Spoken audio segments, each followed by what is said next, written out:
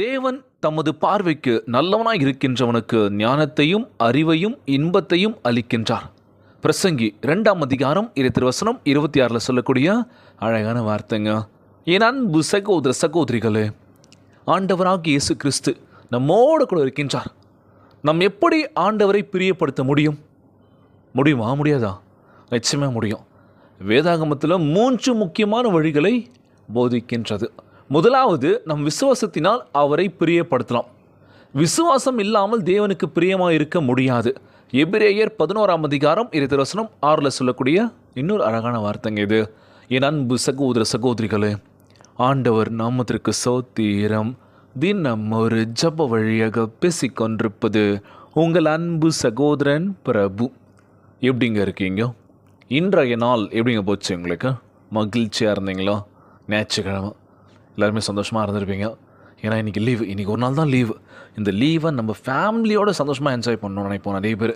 ஆனால் அதுலேயும் பார்த்தீங்கன்னு வச்சுக்கோங்களேன், இந்த ஞாயிற்றுக்கிழமை வந்துட்டால் போதும், அப்பயும் வேலை வச்சு என்ன பண்ணுறாங்க, என்னடா நீங்கள் இருக்கிறது ஒரே ஒரு நாள் தான் லீவ், அந்த லீவ்லேயும் வேலைக்கு வாங்கடான்னு கூப்பிட்டு என்ன பண்ண முடியும்? வேலை ஓடிதானே ஆக முடியும். இன்றைக்கி லீவே வேணான்னு சொல்லி நீங்கள் எத்தனை பேர் ஓட ஆரம்பிச்சிட்டாங்க.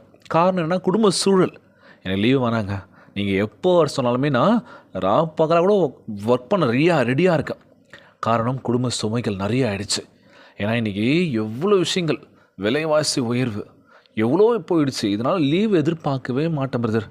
லீவ் விட்டாலே ஃபீல் பண்ணுவேன், ஐயோ லீவ் விட்டாங்களா, என்ன பண்ணலான்னு சொல்லி யோசிக்கிறோம் எத்தனையோ பேர்லாம். இன்றைய நாள் நம்ம ஆண்டவராகிய இயேசு கிறிஸ்து உண்மையாய் அவரை தேடுகின்றவர்களுக்கு அவர் பலன் அளிக்கின்றார் என்பது நம்ப வேண்டும். பார்த்தீங்களா? இன்றைக்கி ஆண்டவரிடத்தில் கேட்கும்போது அவர் நிச்சயமாக கொடுப்பாருன்னு ஒரு நம்பிக்கை நமக்குள்ளாக வந்துடுச்சு அப்படின்னா வாழ்க்கையில் ஜெயந்தாங்க. இன்றைக்கி அரை மனசாக இருக்கும்ல, ஆண்டவரிடத்தில் கேட்கலாமா வேணாவா? தினந்தோறும் கேட்குறேன் ஏசப்பா கிட்ட, என்னோடய ஜபத்துக்கு பதில் கொடுப்பாரான்னு தெரியல. நானும் ஜபிச்சு தான் இருக்கேன். ஜபத்தில் எந்த ஒரு மாற்றமும் தெரியலன்னு சொல்லி கலங்கியிருக்கோம்ல. இது பார்த்தீங்கன்னு வச்சுக்கோங்களேன், என்ன சொல்லுவாங்க அப்படின்னா, இது உடனே நடந்துடணும் அப்படின்னு இல்லைல்ல. நீங்கள் காத்திருக்கணும், உண்மையாக இருக்கணும். உண்மையாக விசுவாசத்தினால் நீங்கள் நிறைஞ்சிருக்கின்ற பொழுது நீங்கள் அடுத்தவங்களை பார்த்துருக்கலாம். ஆண்டவராகிய இயேசு கிறிஸ்து அவங்களுக்கு மட்டும் கொடுக்குறாரு, அவங்களுக்கு மட்டும் எல்லாமே பண்ணுறாரு பார்க்கலாம். ஸோ நம்மளும் அவங்கள பார்த்து நம்ம என்ன பண்ணுறோம், அதே மாதிரி ஜெபிக்க ஆரம்பிக்கிறோம், அதே மாதிரி பண்ண ஆரம்பிக்கிறோம். ஸோ பார்த்து பண்ணுறதுனால மட்டும் நம்மளுடைய வாழ்க்கை மிகப்பெரிய உயரத்துக்கு போகும்னா கேள்விக்குறி மட்டும்தான். என்ன பிரதர் நீங்கள் எப்படி சொல்கிறீங்க? நானும் ஜெபிக்கிறேன், உண்மையாக தான் ஜெபிக்கிறேன் அப்படின்னு சொல்லலாம். அதல்ல, எப்பொழுதுமே உங்களை நீங்கள் தாழ்ச்சியாக நினச்சி ஆண்டவரிடத்தில் மண்டிக்கிட்டு கண்ணீரும் கவலையுமா யாரையும் பார்க்காதீங்க, அடுத்தவனை பார்க்காதீங்க. முதலாவது ஆண்டவர் அவனுக்கு அவ்வளோ கொடுத்துருக்காரு, இவ்வளோ பண்ணியிருக்காரு, அப்படி பண்ணியிருக்கான்னு சொல்லி அதை பார்க்காதீங்க. நமக்குன்னு ஒரு விஷயம் வச்சுருக்காரு, அது வேணும் அப்படின்னா நீ அடம் பிடிக்கணும். ஜபத்தின் மூலமாக கேட்கணும் ஏசப்பா கிட்ட, ஆண்டவரே எனக்கு வேணும், நான் அவங்கள யாரையும் பார்க்கல, ஏன்னா நீங்கள் நிச்சயமாக உயர்த்திங்கன்னு நம்பிக்கை எனக்கு இருக்குது, நான் முழுமையாக நம்புகிறேன் அவங்கள அப்படின்னு சொல்லி ஜபிக்கின்ற வேலையில் நிச்சயமாக கொடுப்பாருங்க. கலங்காதீங்க, சோர்ந்து போகாதீங்க, உற்சாகமாக இருங்க. விசுவாசம் இல்லாமல் தேவனுக்கு பிரியமாக இருக்க முடியாது. முதலாவது இதுதான், விசுவாசத்தோடு இருங்க, ஆண்டவரை பிரியப்படுத்துங்க. ஆண்டவரே, உண்மை நான் முழுமையாக நேசிக்கிறேன், என்னையே நான் அர்ப்பணிக்கின்றேன், எவ்வளோ தவறுகள் செஞ்சுட்டேன், கீழ்ப்படுதல் இல்லை. முதலாவது அன்பாக இல்லை, நான் யாருக்கிட்டையும் எடுத்தறிஞ்சு பேசுறது, கோவப்படுறது, நான் தான் அப்படின்ற மாதிரி அந்த கர்வத்தில் இருந்துட்டேன். அது வேணாம் ஆண்டவரே, எனக்கு தாழ்ச்சியை கொடுங்க, பொறுமையை கொடுங்க, அமைதியை கொடுங்க. கேட்கலாம் ஏசப்பா கிட்ட, நிச்சயமாய் கொடுக்க போகின்றார். அன்பானவர்களே, இன்று விசுவாசம், அன்பு இது கண்டிப்பாக இருந்துச்சு அப்படின்னா கீழ்ப்படுதல் ஆட்டோமேட்டிக்காக நமக்குள்ளாக வந்துடுங்க. தேவனுக்கு பிரியமாய் வாழ நம்மையே அர்ப்பணிக்கணும். அப்படி செய்யும்போது ஆண்டவர் நமக்கு நல்ல ஞானத்தையும் அறிவையும் ஆசீர்வாதத்தையும் கொடுக்க போகின்றார். உங்கள் வாழ்க்கை மகிழ்ச்சியினால் ஆசீர்வாதத்தோடு இருக்க போகின்றது.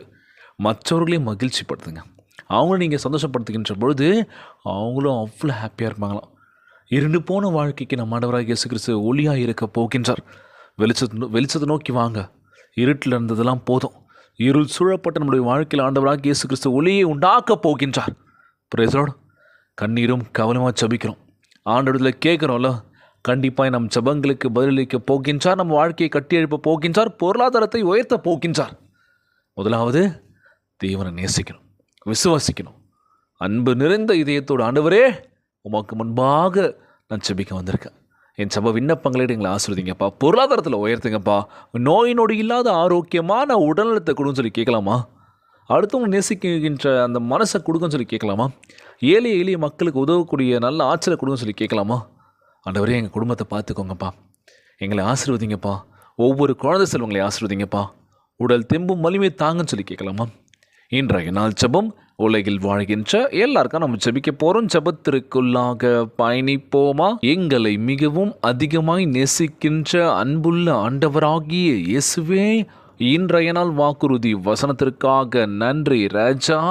அன்புள்ள ஆண்டவரே, உமக்கு பிரியமானவர்களுக்கு ஞானம், அறிவு, மகிழ்ச்சி ஆகியவற்றை தருவதாக வாக்கு பண்ணியிருப்பதற்காக உம்மை சோத்தரிக்கின்றனப்பா.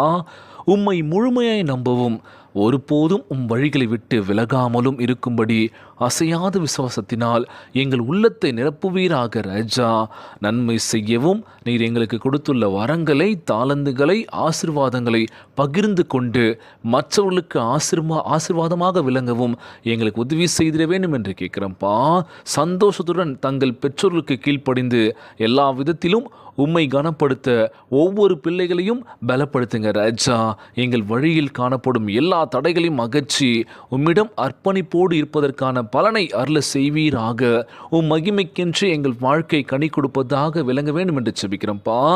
பரிபூர்ண ஆசீர்வாதங்கள் எங்கள் மேல் அமரவும் எல்லா நற்கிரியினாலும் எங்களை பெருக வேண்டும், எங்களை வாழ்க்கையை பெருக பண்ண வேண்டும் என்று செபிக்கிறோம்ப்பா. இந்த ஜெபத்தை கேட்டுக்கொண்டிருக்கின்ற அன்பு சகோதர சகோதரிகள், என் அன்பான உறவுகள் எல்லோரையும் பத்திரமா பார்த்துக்கோங்கப்பா. யாருக்கும் எந்த கஷ்டங்கள் துன்பங்களை கொடுத்துடாதீங்க ராஜா. நோய் நொடியினால் அவதிப்பட்டு கொண்டிருக்கின்ற ஒவ்வொரு சகோதர சகோதரிகளை உமது கரங்களால் தொட்ட நோயில் அகற்றி போடுவீராக. உம்மால் கூடாத காரியம் ஒன்றுமில்லை ஆண்டவரே. எல்லோரையும் பத்திரமா பார்த்துக்கோங்கப்பா. ஒவ்வொரு தாய் தகப்பனுக்கு கீழ்ப்படும் பிள்ளைகளாக எங்களை மாற்றுவீராக. உதாசீனப்படுத்தி மனவேதனைப்படுத்தி எங்கள் அப்பா அம்மா கலங்கடிச்சிருக்கோம்ப்பா. நாங்கள் அது மாதிரி செஞ்சது தவறுன்னு சொல்லி எங்களை மன்னித்து ஏற்றுக்கோங்க ஆண்டவரே. உம்மிடையே நாங்கள் கெஞ்சி மன்றான்றப்பா. கீழ்ப்படியும் பிள்ளைகளாக நாங்கள் இருப்போம்னு சொல்லி உம்மிடம் கெஞ்சி மன்றாடி ஒவ்வொரு பிள்ளைகளும் கண்ணீரும் கவலையும் ஜெபிக்கிறாங்க ஆண்டவரே. அவங்க ஜெப விண்ணப்பங்களை கிட்ட ஆசீர்வதிப்பீராக. ஒவ்வொரு குழந்தை செல்வங்களையும் ஆசீர்வதிங்கப்பா. உடல் தெம்பும் வலிமையை தர வேண்டும் என்று கேட்குறேன்ப்பா. கணவன் மனைவிக்குள்ள ஒற்றுமையை கொடுங்க, சமாதானத்தை கொடுன்னு சொல்லி கேட்குறேன்ப்பா. உலகில் வாழ்கின்ற ஒவ்வொரு மக்களுக்காக ஜெபிக்கும் நேரம் இது எல்லோரையும் பத்திரமா பார்த்துக்கோங்கப்பா. எல்லோரும் ஒற்றுமையாக சமாதானமாக இருக்கணும் ஆண்டவரே. நோய் நொடி இல்லாத ஆரோக்கியமான உடலத்தை தர வேண்டும் என்று கேட்குறேன்ப்பா. எல்லோரும் பத்திரமா பார்த்துக்கோங்க ஆண்டவரே. இன்றைய நாள் ஜெபம் இயேசுவின் விலையேற பெற்ற நாமத்தினாலே ஜெபிக்கின்றேன் நல்ல பிதாவே, ஆமேன், ஆமேன். இயேசுவுக்கே புகழ், இயேசுவுக்கே நன்றி. மரியே வாழ்க. God bless you all.